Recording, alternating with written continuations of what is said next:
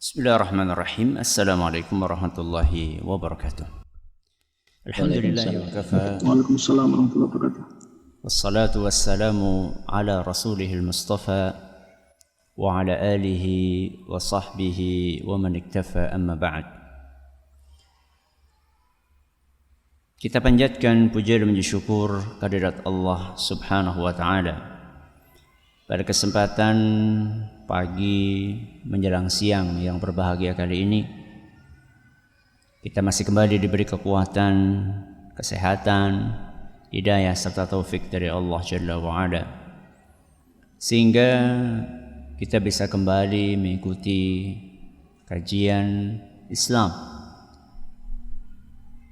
Kita berharap semoga Allah Subhanahu wa ta'ala berkenan untuk melimpahkan kepada kita semuanya ilmu yang bermanfaat, sehingga bisa kita amalkan sebagai bekal untuk menghadap kepada Allah Jalla wa'ala.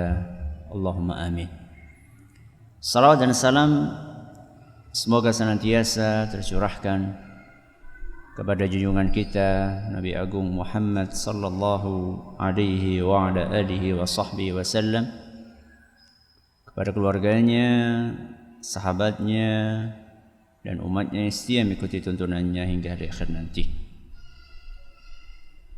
Para ulama, para ustadz, para kiai, rahimani wa rahimakumullah, segenap pendengar serta pemirsa yang mudah-mudahan senantiasa dirahmati oleh Allah Azza wa Jalla. Ada jenis-jenis manusia yang kehadirannya dirindukan oleh orang banyak dan kepergiannya mengundang duka dari mereka. Ada jenis yang sebaliknya, kehadirannya membuat resah banyak orang dan kepergiannya membuat mereka girang dan bahagia. Kita termasuk jenis yang mana? Apakah kita termasuk manusia yang hidupnya disukai oleh masyarakat, atau justru sebaliknya, hidup kita dibenci oleh mereka? Pernahkah kita berpikir bagaimana supaya kita bisa dicintai? Bukan hanya di dunia, bukan hanya di bumi, tapi juga dicintai di langit. Seorang muslim tentunya dia tidak hanya memikirkan urusan dunia, dicintai sama bos, dicintai sama masyarakat. Bukan hanya itu pikirannya, tapi dia berpikir lebih dari itu. Bagaimana bisa dicintai bukan hanya di bumi, tapi juga dicintai di langit. Karena justru cinta dari langit itulah yang akan menghadirkan cinta di bumi. Justru cinta dari langit itulah yang akan menghadirkan cinta di bumi. Sehingga keliru manakala ada orang mengejar cinta di bumi dengan cara yang menyebabkan datangnya kebencian dari langit. Keliru besar. Kejarlah cinta dari langit, maka cinta dari bumi pun akan datang. Hal itu dituturkan oleh Nabi kita Muhammad sallallahu alaihi wasallam dalam sebuah hadis yang diriwayatkan oleh Imam Bukhari, manakala beliau sallallahu alaihi wasallam bersabda, innallaha ta'ala idza ahabba 'abdan da'a Jibril. Sesungguhnya Allah Subhanahu wa taala ketika mencintai salah satu di antara hambanya, maka Allah akan memanggil malaikat Jibril. Faqala, Allah berfirman, inni uhibbu fulanan fa ahbibhu fayuhibbuhu Jibril. Allah berfirman kepada malaikat Jibril, wahai Jibril, aku, yaitu Allah, telah mencintai si A, maka kamu pun harus mencintainya. Jibril disuruh sama Allah, tentu akan patuh. Sendiko dawuh, maka Jibril pun mencintai orang tadi. Cukup? Tidak. Thumma yunadi fis sama'i fayaqul innallaha yuhibbu fulanan fa ahibbuh fayuhibbuhu ahlus sama'. Setelah itu malaikat Jibril memanggil penduduk langit. Siapa penduduk langit? Para malaikat. Malaikat Jibril berkata, ya ahlas sama, wahai para penghuni langit, innallaha yuhibbu fulanan fa ahibbuh. Sesungguhnya Allah sudah mencintai si A, maka kalian pun harus mencintai si A. Para malaikat pun serempak semuanya mencintai si A. Dicintai di langit oleh Allah Subhanahu wa taala dan oleh penduduk langit dari kalangan para malaikat. Berhenti sampai di situ? Oh tidak. Tsumma yudha'u lahul qabulu fil ard.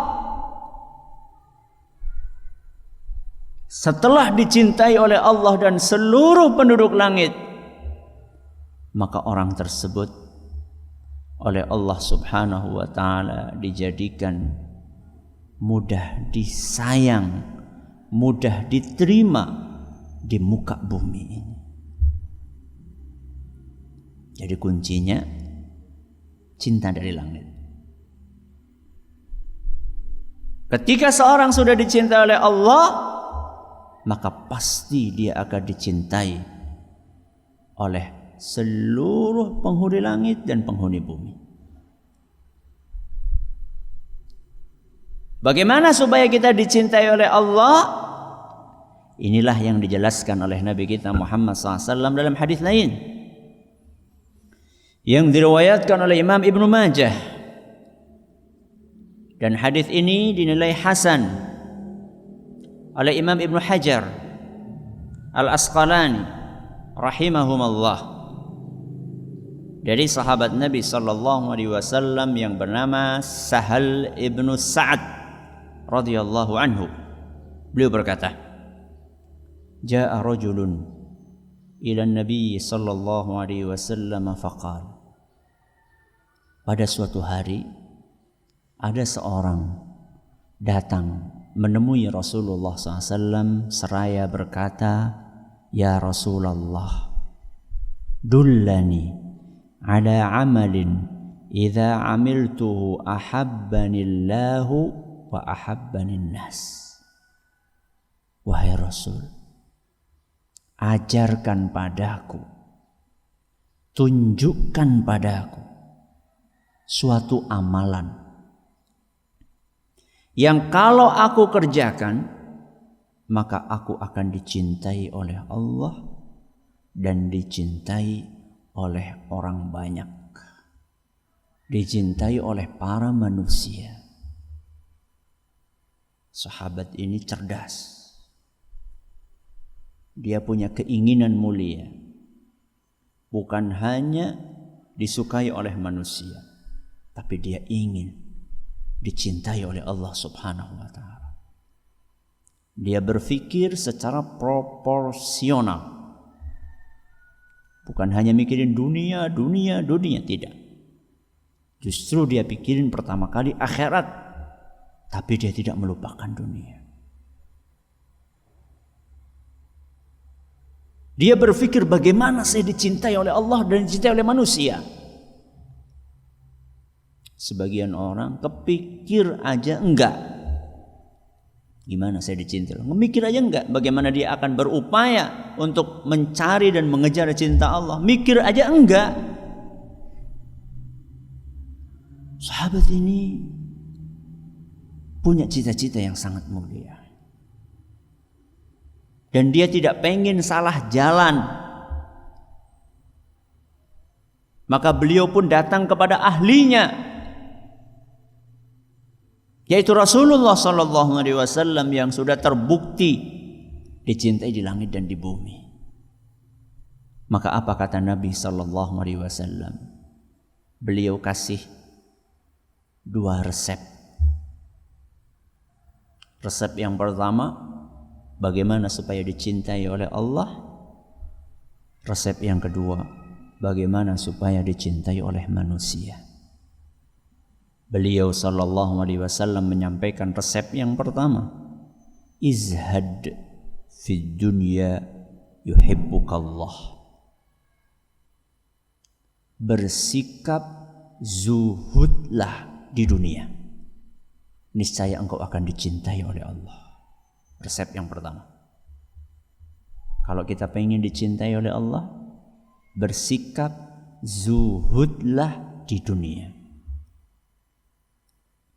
Resep yang kedua, wazhad fi ma 'indan nas yuhibbukan nas. Resep yang kedua, bersikap zuhudlah terhadap apa yang dimiliki oleh orang lain, niscaya engkau akan dicintai oleh para manusia. Resep yang kedua, supaya dicintai oleh orang lain, bersikap zuhudlah terhadap apa yang dimiliki oleh mereka. Baik, kita bahas satu persatu dari 2 resep ini. Yang pertama, agar kita dicintai oleh Allah, kita harus bersikap zuhud di dunia. Zuhud itu apa? Sebelum kita bahas zuhud itu apa, saya ingin sedikit menyinggung pemahaman yang berkembang di masyarakat, namun pemahaman itu keliru. Yaitu pemahaman bahwa zuhud itu identik dengan kemiskinan. Seakan-akan orang itu nggak mungkin zuhud kalau dia belum miskin. Zuhud itu identik dengan menghindari semua hal-hal yang bersifat keduniawian. Zuhud itu bermakna kemana-mana jalan kaki, bukan karena ingin sehat, tapi karena ingin menunjukkan kezuhudan. Kemana-mana pakai baju yang lusuh, bukan karena nggak punya kecuali baju tersebut, tapi karena ingin menunjukkan saya zuhud. Apakah seperti itu? Apa nggak boleh orang Islam jadi saudagar? Apakah tidak boleh orang Islam itu berbisnis jadi orang kaya? Boleh. Yang penting caranya benar dan kekayaan itu digunakan dengan benar.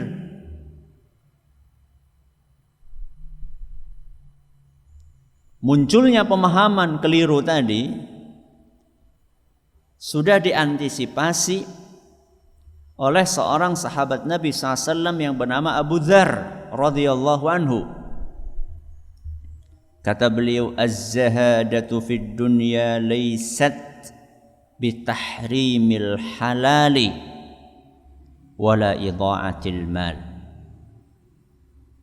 Zuhud itu, kata beliau, bukan dengan mengharamkan sesuatu yang halal, bukan. Bukan pula dengan menghambur-hamburkan harta. Zuhud itu bukan dengan mengharamkan sesuatu yang halal. Harta dunia, emas, perak, rupiah, dolar, dinar, dirham, itu kan aslinya halal. Kalau kamu pengen zuhud itu bukan dengan mengharamkan yang halal, kata beliau. Jadi zuhud itu tidak identik dengan kemiskinan. Buktinya lagi, banyak sekali manusia-manusia zuhud yang kaya. Para nabi, para sahabat. Siapa? Nabi Dawud, Nabi Sulaiman alaihi wassalam. Istananya luar biasa, Nabi Sulaiman, Nabi Dawud. Dari kalangan sahabat Nabi SAW, Abu Bakar As-Siddiq, kaya, saudagar. Utsman bin Affan, saudagar. Utsman bin Affan, saudagar. Abdurrahman bin Auf, bisnismen, kaya.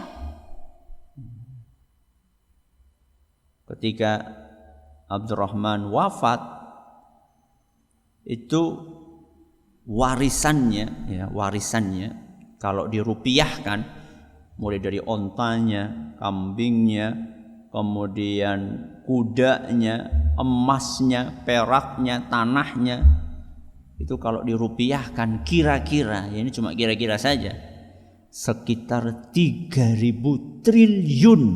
Allahu Akbar. Ini sosok zuhud yang super kaya. Itu dari kalangan para sahabat. Dari kalangan para ulama, ada nggak ulama yang zuhud kaya? Ada. Ibnul Mubarak, yang saking kayanya itu orang sekampung dihajikan semua oleh beliau dengan biaya dari beliau. Bayangkan. Beliau punya travel? Enggak, bukan orang nyari jamaah, bukan. Beliau membiayai keberangkatan tetangga-tetangganya ke Mekah dengan biaya beliau. Bisnismen. Sampai pernah ada seorang yang komplain kepada Ibnu Mubarak, "Anta ta'muruna biz-zuhdi wa taqallul wal bulghah wa naraka ta'ti bil badha'i." Loh, kamu dalam pengajian-pengajian, wahai imam, sering mengajak kita untuk zuhud, sederhana, tidak berlebih-lebihan. Tapi kami melihat kamu bolak-balik bawa barang, jual, bisnis. Ini gimana? Apa kata beliau? Innama af'alu dha li asuna wajhi wa ukrima 'irdi wa asta'ina bihi ala ta'ati rabbi. Aku berbisnis, aku bekerja, aku berdagang itu agar aku bisa menjaga wajahku dari aib. Apa itu? Supaya aku nggak jadi pengemis, nggak minta-minta. Wa ukrima 'irdi, dan aku ingin memuliakan harga diriku sehingga tidak minta-minta sama orang lain. Wa asta'ina bihi ala ta'ati rabbi, aku ingin memanfaatkan kekayaanku ini untuk beribadah kepada Allah Subhanahu wa ta'ala. Jadi zuhud itu tidak identik dengan kemiskinan. Lah terus zuhud itu apa? Zuhud terhadap dunia artinya adalah melepaskan ketergantungan hati kepada dunia. Melepaskan ketergantungan hati kepada dunia.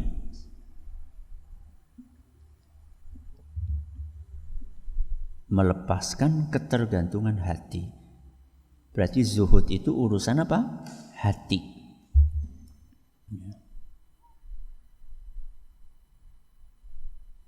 Jadi kalau dia punya dunia, dia punya duit, duit itu lepas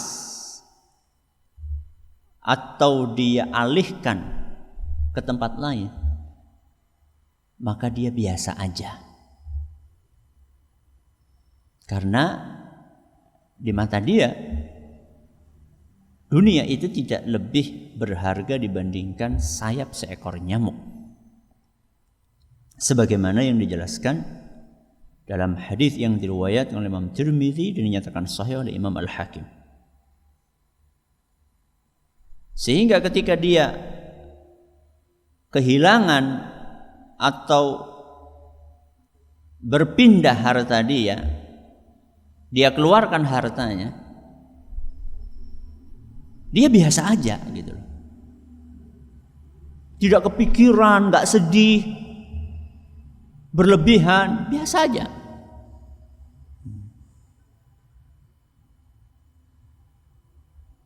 Saya kasih contoh satu, Abdurrahman bin Auf yang tadi ketika wafat kekayaannya sekitar 3.000 triliun rupiah. Buat Abdurrahman bin Auf, duit itu biasa aja buat beliau. Buktinya biasa aja apa? Buktinya beliau itu kalau bersedekah itu nggak tanggung-tanggung. Pernah beliau bersedekah 40.000 dirham. Ya sekitar 1,4 miliar. 1,4 M sekali sedekah. Di lain kesempatan beliau pernah sedekah 40.000 dinar, kalau tadi dirham sekitar 48 miliar rupiah.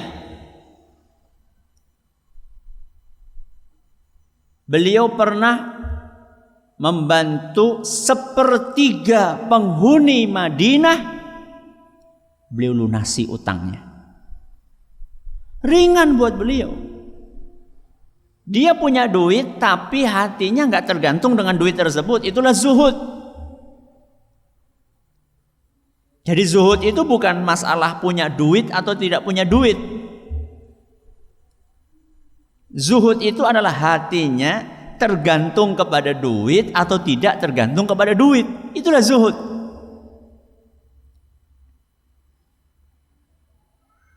Ada orang nggak punya duit tapi mikirin duit terus. Itu gak zuhud namanya. Ya. Zuhud itu adalah ketika hati kita nggak tergantung kepada duit tersebut. Ya. Berarti zuhud itu amalan hati. Amalan hati. Tapi walaupun zuhud ini amalan hati, ada indikatornya. Ada indikatornya. Indikator itu dijelaskan oleh Abu Dzar radhiyallahu anhu yang tadi kita sampaikan perkataannya di awal. Setelah beliau menjelaskan bahwa zuhud itu bukan dengan mengharamkan sesuatu yang halal, beliau menerangkan zuhud itu apa? Kata beliau, az-zahadatu fid dunya alla takuna bima fi yadayka awthaq mimma fi yadayillahi. Lebih percaya dan yakin dengan harta kekayaan Allah dibanding harta dan kekayaan diri kita sendiri. Ini indikator yang pertama. Lebih yakin dan percaya dengan kekayaan Allah dibanding kekayaan pribadi kita. Itu indikator yang pertama.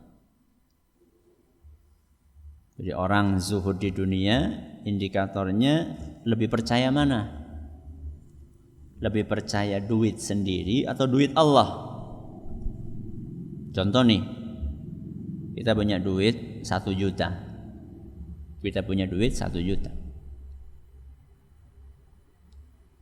Kemudian kita ke masjid, kita pengen infak. Maju mundur, maju mundur, maju mundur. 100 ribuan ada 10, 1 juta kan 100 ribuan ada 10. Kita mau masukin 100 ribu di kotak masjid aja, mikirnya itu sampai sekian puluh kali. Itu berarti kita lebih yakin kepada duit kita dibandingkan kepada kekayaan Allah. Ketika kita keluarkan 100 ribu dari kantong kita, kita masukkan di masjid, kita infakkan, sungguh Allah Azza wa Jalla kuasa untuk mengganti dengan yang berlipat-lipat. Dan kekayaan Allah lebih banyak dibandingkan kekayaan yang kita miliki. Ada seorang ahli zuhud yang bernama Abu Hazim rahimahullah. Beliau pernah ditanya oleh seseorang, "Ama takhaful faqr? Ama takhaful faqr?" Apakah engkau enggak pernah merasa takut dengan kemiskinan? Kamu enggak pernah takut miskin? Apa kata beliau? Ana akhaful faqra wa maulaya lahu ma fis samawati wa ma fil ard wa ma bainahuma wa ma tahta tsara. Bagaimana mungkin aku merasa takut miskin sedangkan Tuanku, yaitu Allah, memiliki apa yang ada di langit, apa yang ada di bumi, apa yang ada di antara langit dan bumi, serta apa yang ada di bawah tanah. Kenapa aku takut miskin?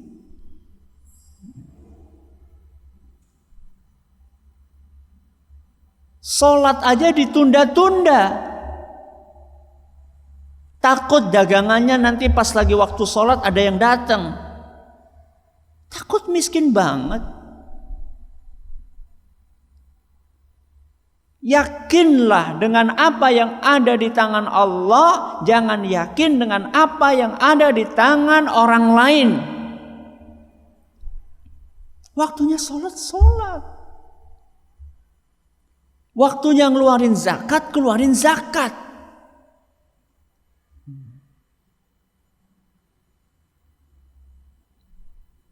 Jangan karena kita takut harta kita berkurang, kemudian kita tidak tunaikan perintah Allah, salah besar. Zuhud itu adalah ketika kita punya sesuatu, kemudian Allah perintahkan sesuatu itu untuk kita keluarkan, kita keluarkan karena kita yakin bahwa Allah Azza wa Jalla memiliki yang lebih banyak dibandingkan yang kita miliki, apalagi yang kita keluarkan. Ini indikator yang pertama. Indikator yang kedua, kata Abu Dzar, wa an takuna fi thawabil musibati idza anta usibta biha arghaba fiha law annaha ubqiyat lak. Yang kedua, kata beliau, lebih tertarik dengan pahala Allah saat ditimpa musibah. Lebih tertarik dengan pahala dari Allah saat ditimpa musibah. Siapa di antara kita yang tidak pernah ditimpa musibah, kesulitan hidup, kesulitan ekonomi, kesulitan kesehatan? Siapa di antara kita yang tidak pernah ditimpa dengan hal-hal tersebut? Kehilangan orang yang kita sayangi. Orang yang zuhud dengan dunia, dia sadar bahwa uang yang hilang, ayah yang wafat, anak yang wafat, bisnis yang gagal, itu semua dunia. Anak bagian dari dunia, ayah bagian dari dunia, bisnis bagian dari dunia, motor bagian dari dunia. Semuanya itu bagian dari dunia. Ketika Allah menghendaki itu diambil, pasti ada hikmahnya. Dan ketika kita bersabar, kita dijanjikan pahala dari Allah. Dan pahala ini lebih mahal dibandingkan motor yang hilang, dibandingkan bisnis yang gagal, dibandingkan orang-orang yang kita cintai yang diambil oleh Allah Subhanahu wa ta'ala. Sehingga orang yang zuhud, ketika dia ditimpa musibah, dia siap dan tegar untuk menghadapi musibah tersebut. Karena dia yakin bahwa di balik musibah ini, di balik kehilangan ini, dia akan kedatangan sesuatu yang lebih berharga dibandingkan yang hilang. Pahala dari Allah Subhanahu wa ta'ala. Bukan dia tidak sedih, wajar. Masa dia tinggal wafat oleh istri, oleh anak, oleh ayah, oleh ibu, nggak sedih? Wajar sedih, manusiawi. Tapi kesedihan dia tidak kemudian membuat dia menjadi mencak-mencak, jengkel-jengkel, nggak ridho dengan takdir Allah. Dia tetap berusaha menerima takdir itu. Dia berusaha bersabar karena dia tahu, dia sadar bahwa pahala yang Allah janjikan lebih berharga dibandingkan sesuatu yang hilang tersebut. Ini indikator yang kedua. Indikator yang ketiga, kata para ulama kita, orang yang zuhud itu tandanya manakala pujian dan cercaan manusia sama saja di hati kita. Saya ulangi, indikator yang ketiga orang zuhud terhadap dunia adalah manakala pujian, sanjungan, dan cercaan atau celaan manusia sama saja di hati kita. Itu baru kita zuhud. Kenapa? Karena pujian itu bagian dari dunia, cercaan itu bagian dari dunia. Ketika itu datang dan pergi biasa aja karena itu dunia.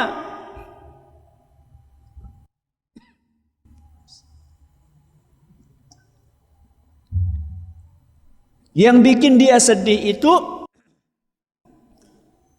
manakala dia terancam dengan cercaan dari penguasa alam semesta ini. Itu baru dia sedih. Manakala dia dihadapkan dengan laknat dan amarah dari Rabbul Alamin, itu yang membuat dia sedih. Orang yang zuhud itu ketika dia share nasihat lewat grup, kemudian ada yang ngasih jempol terbalik, dia nggak kapok untuk nge-share kebaikan. Itulah orang yang zuhud. Orang yang zuhud itu ketika dia membagikan konten-konten video kajian Islam melalui grup, melalui YouTube, melalui grup WA, melalui YouTube dan yang lainnya, melalui Instagram, lalu nggak ada yang ngasih jempol, nggak ada yang nge-view, nggak ada yang nge-share, dia tetap konsisten untuk terus menebar kebaikan karena yang dia cari bukan dunia.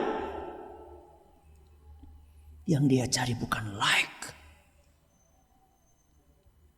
Yang dia cari bukan jempol. Yang dia cari bukan viewer. Yang dia cari bukan subscriber. Yang dia cari adalah ridho dari Allah. Itu lebih berharga. Itulah zuhud. Antara pujian dan cercaan biasa aja. Itu indikator yang ketiga. Baik. Kita pindah resep yang kedua. Tadi adalah bagaimana supaya dicintai Allah, yaitu dengan bersikap zuhud di dunia. Resep yang kedua, gimana supaya kita dicintai oleh manusia?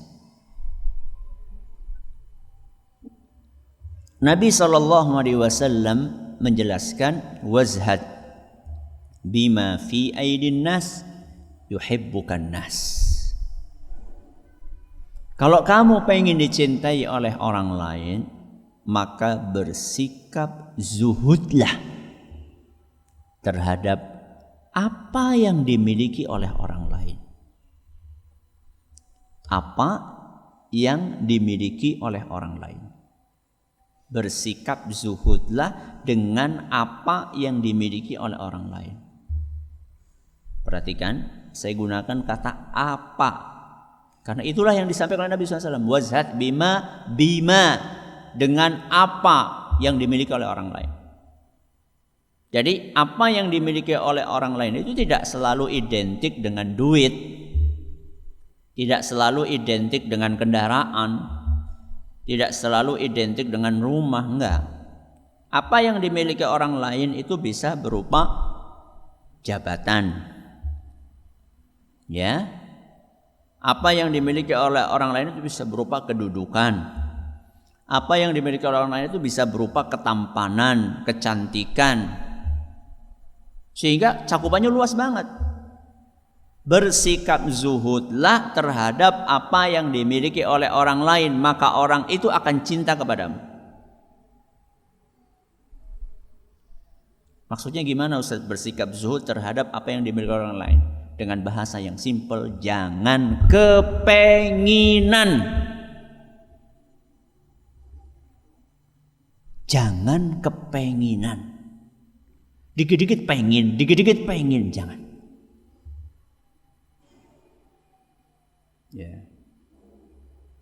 Tetangga baru beli mobil baru, pengen nyobain, nanya-nanya, kepo, jangan, gak usah. Ya.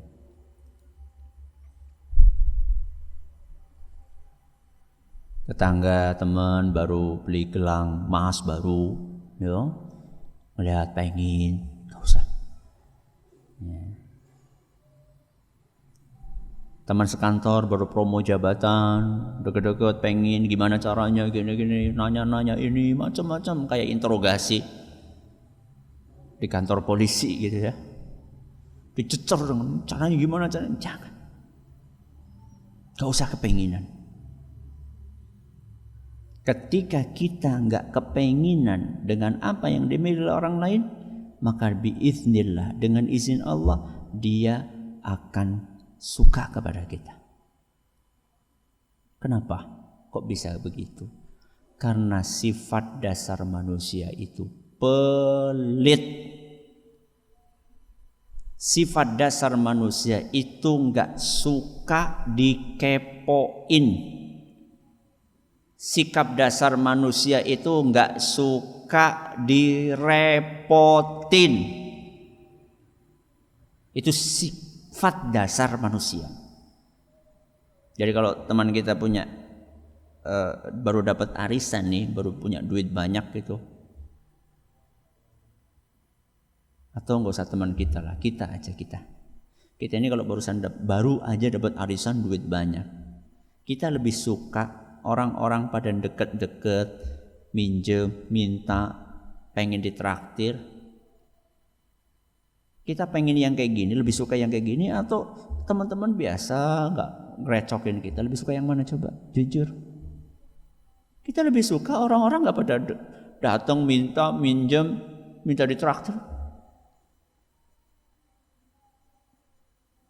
Udah sekarang gini, kita punya teman nih, si A sama si B.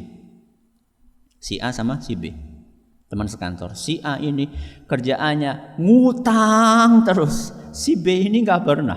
ngerecokin kita masalah duit. Suka mana? Si B lah. Itu sifat dasar manusia. Sifat dasar manusia itu pelit. Gak suka direcokin, gak suka dipinjemin, gak suka dimintain.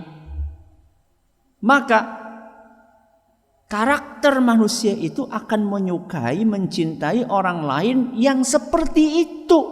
Itulah kuncinya kalau kita pengen disukai sama orang lain. Jangan dikit-dikit traktir dong, pinjam duit dong, pinjam ini dong, bantuin aku dong. Jangan dikit-dikit kayak gitu. Oh, kamu kan jabatannya tinggi, tolong dong aku gak usah. Ya. Ini yang bikin orang tuh gak suka sama kita. Karena kita kerjaannya ngerepotin, ngerecokin, ngepoin. Jangan. Ya. Ini resep dari Nabi kita Muhammad sallallahu alaihi wasallam agar dicintai oleh orang lain. Jadi itulah inti dari kajian kita, bagaimana supaya kita dicintai di langit dan bagaimana supaya kita dicintai di bumi. Terakhir saya kasih tips gimana kita biar enggak kepenginan. Ya. Gimana kita biar enggak gampang kepenginan memiliki apa yang dimiliki orang lain. Caranya bagaimana? Caranya kurangi pergaulan dengan orang kaya. Kurangi pergaulan dengan orang kaya. Kalau nggak butuh banget, nggak usah.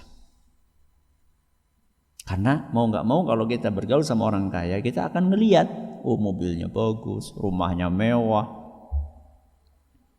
Ya, HP-nya keluaran terbaru, akan jadi kepengin. Kurang itu. Ya. Ada seorang ulama namanya Aun ibnu Abdillah rahimahullah. Beliau berkata, "Kuntu ujalisul aghniya." Ya. Aku dulu biasanya duduk-duduk bergaul sama orang-orang kaya. Apa akibatnya? Sering sedih, sering galau. Kenapa? Karena setiap ketemu sama orang kaya, mobilnya, kendaraannya, tunggangannya lebih bagus daripada kendaraanku. Ngelihat sama mereka bajunya lebih bagus dari bajuku. Ya. Pergi ke rumahnya lebih bagus, lebih mewah daripada rumahku. Akhirnya sedih terus bawaannya, galau, resah. Kapan aku punya mobil kayak si Anu? Kapan aku punya rumah kayak si Anu, kapan aku punya HP kayak si Anu? Akhirnya ruwet pikirannya. Fajalastul fuqara'a fastaraht. Maka ketika aku melihat ada sesuatu yang salah dalam hidupku, aku pun merubah pergaulan. Aku lebih suka duduk bergaul dengan orang-orang yang tidak punya, orang-orang miskin, orang-orang fakir. Fastarahtu. Maka setelah itu hatiku pun tenang. Kenapa? Karena selalu bersyukur. Datang ke sana pakaiannya, Allah sederhana banget, pakaianku udah bagus. Pergi tempat orang, masya Allah rumahnya sederhana banget, rumahku sudah bagus. Ya. Termasuk juga ya kurangi interaksi dengan orang kaya, kurangi tontonan ya di medsos, di YouTube dan yang semisalnya yang menampakkan the rich crazy. Ya. Grebek rumahnya sultan gak usah lihat. Ya. Bikin apa? Bikin hati gak nyaman. Hebat ya, atap rumahnya bisa jadi helipad. Ya. Koleksinya, mobil mewahnya sekian. Gak usah. Itu bikin hati kita menjadi resah, jadi kepengin. Dan gak ada manfaatnya. Manfaatnya apa? Ya cuma nambah subscriber. Dia. Gak usah ngapain kita habisin nonton yang gitu-gituan. Ya. Mendingan dengerin kajian. Ya, kalaupun kita perlu konten sesuatu, konten yang bisa menambah keimanan kita, membuat kita bersyukur atas karunia Allah. Lihat ada orang-orang yang tidak mampu, yang punya kekurangan fisik ataupun kekurangan yang lainnya, sehingga kita mudah mensyukuri nikmat dari Allah Azza wa Jalla. Jadi intinya agar kita bisa dicintai di langit dan di bumi adalah dengan bersikap zuhud di dunia dan tidak kepenginan dengan apa yang dimiliki oleh orang lain. Saat itulah akan dicintai oleh Allah dan dicintai oleh orang lain. Mudah-mudahan bermanfaat. Wallahu ta'ala a'la wa a'lam. Masih ada sisa sekitar 5 menit. Silakan kalau ada pertanyaan yang akan disampaikan, silakan. Baik, Ustaz, jazakallah khairan. Kemudian kita kasih kesempatan mungkin Bapak Ibu yang ingin interaktif dengan Ustaz akan mungkin bisa raise hand dulu, baru kita bukakan ininya, mute-nya. Silakan.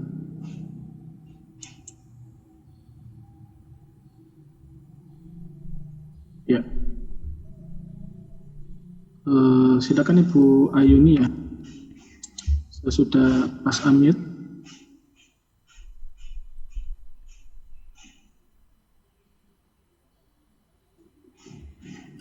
Ya, silakan Ibu. Bismillahirrahmanirrahim. Assalamualaikum warahmatullahi wabarakatuh, Ustaz. Waalaikumsalam warahmatullahi wabarakatuh. Silakan Ibu. Izin bertanya, bagaimana ketika saya berkecimpung di keluarga orang yang kaya, karena mungkin tuntutan pekerjaan atau apa ya namanya, yang menjadikan kita itu setiap hari itu bertemu dengan mereka orang kaya. Bagaimana cara memanage hati supaya tidak mudah kepenginan dengan apa yang mereka miliki? Sekian Ustaz, jazakallahu khairan. Ya, kalau kita mau nggak mau harus bergaul dengan orang yang kaya, maka satu, kurangi pandangan yang tidak dibutuhkan. Satu, kurangi pandangan mata yang kurang dibutuhkan. Jadi kalau kita kerjaannya cuma nyapu, ya sudah nyapu aja, nggak usah kita itu tengok sana, tengok sini, kepo sana, kepo sini, nggak usah. Meminimalisir pandangan mata. Makanya apa? Pesan Allah dalam surat Toha ayat 131. Surat Toha ayat 131. Allah berfirman, "Wala tamuddanna 'ainaika ila ma matta'na bihi azwajan minhum zahratal hayatid dunya." Allah Subhanahu wa taala berpesan, janganlah engkau terpesona melihat dengan kedua matamu kesenangan-kesenangan yang kami berikan kepada para pecinta dunia. Subhanallah, jamaah yang kami hormati. Seingat saya ini ayat Allah turunkan untuk menegur sebagian dari istri Nabi Muhammad SAW. Bayangkan, istri Nabi SAW ditegur. Ya, kurangi pandangan. Pengen ini, pengen itu. Kurangi. Sudah, ini tips yang pertama. Jadi kalau kerjanya di situ udah nggak usah ngepoin sesuatu yang memang nggak perlu untuk diketahui.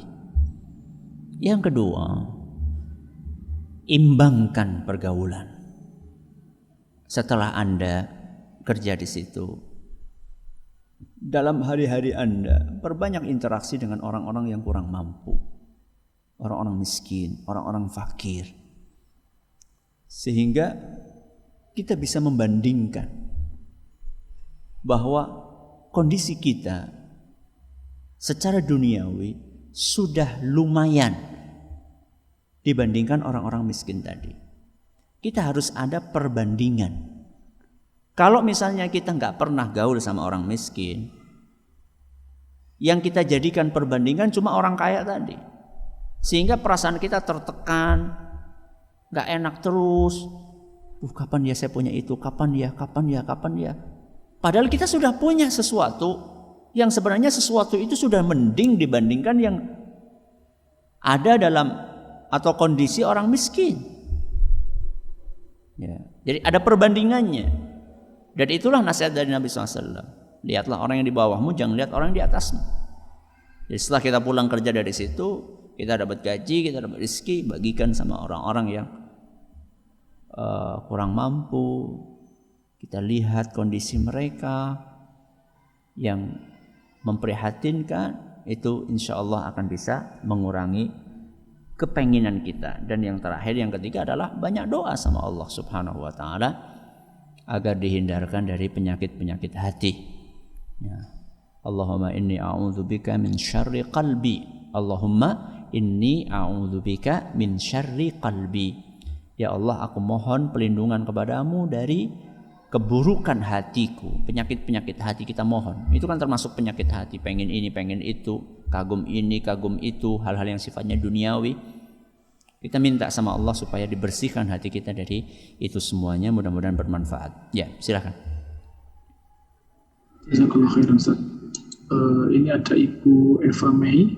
Saya buka ya, Ibu, silakan. Ya, Bismillahirrahmanirrahim. Assalamualaikum warahmatullahi wabarakatuh. Waalaikumsalam warahmatullahi wabarakatuh. Ya, sedikit perkenalan, saya mahasiswi yang sekarang semester 7 dan kebetulan lagi ada tugas PPL di sekolahan. Dan saya mendapatkan pembimbing yang qadarullah itu sangat anti dengan cadar.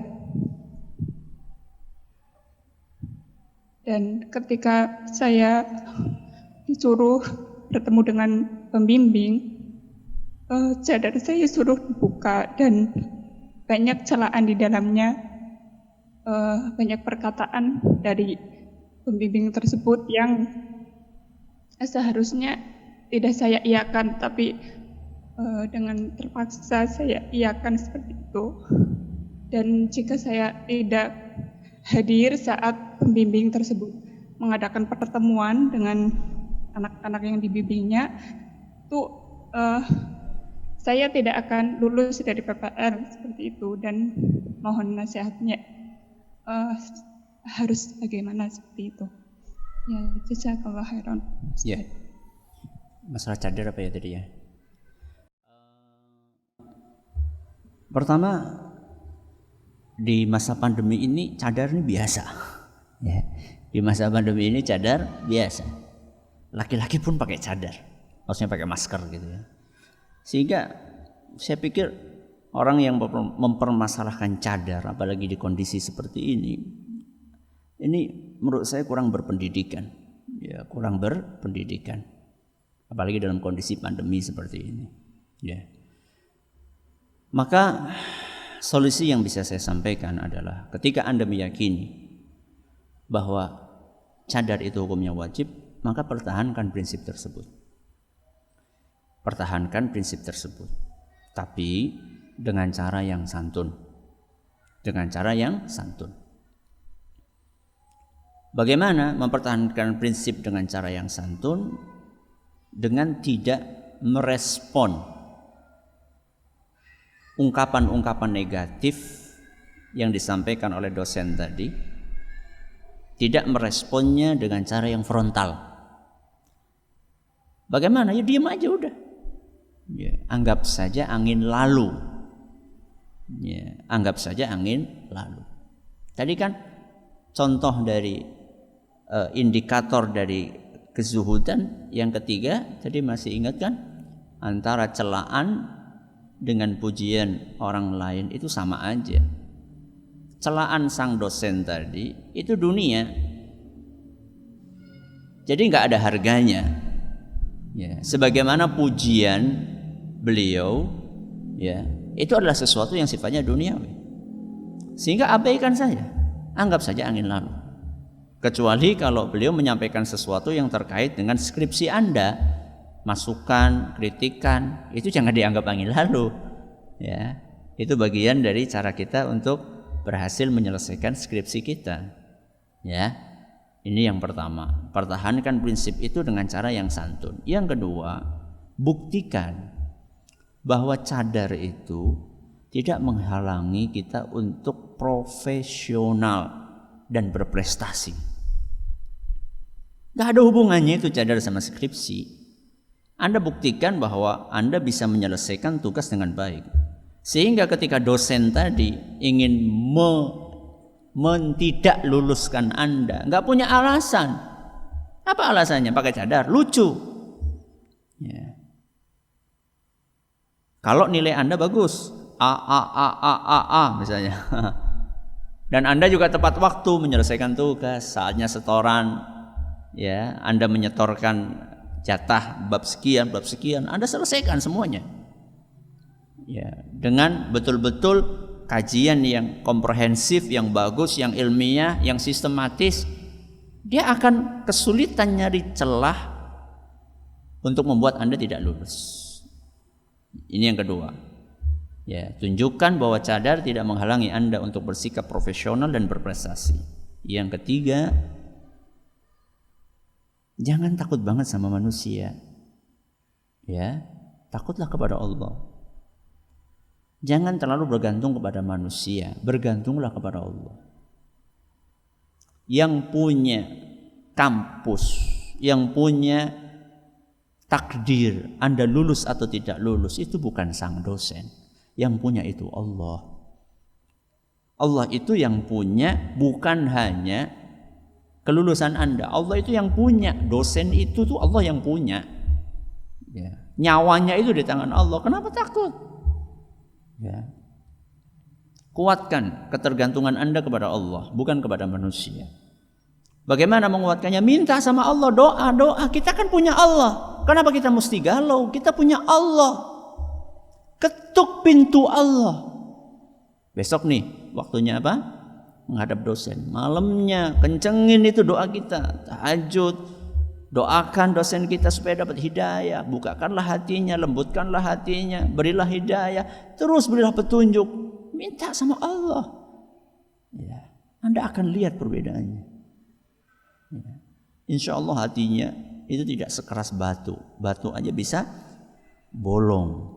Ya, ketika tertetes air secara rutin, apalagi manusia. Ya, mudah-mudahan bermanfaat. Ini waktunya sudah lewat dari apa yang kita rencanakan.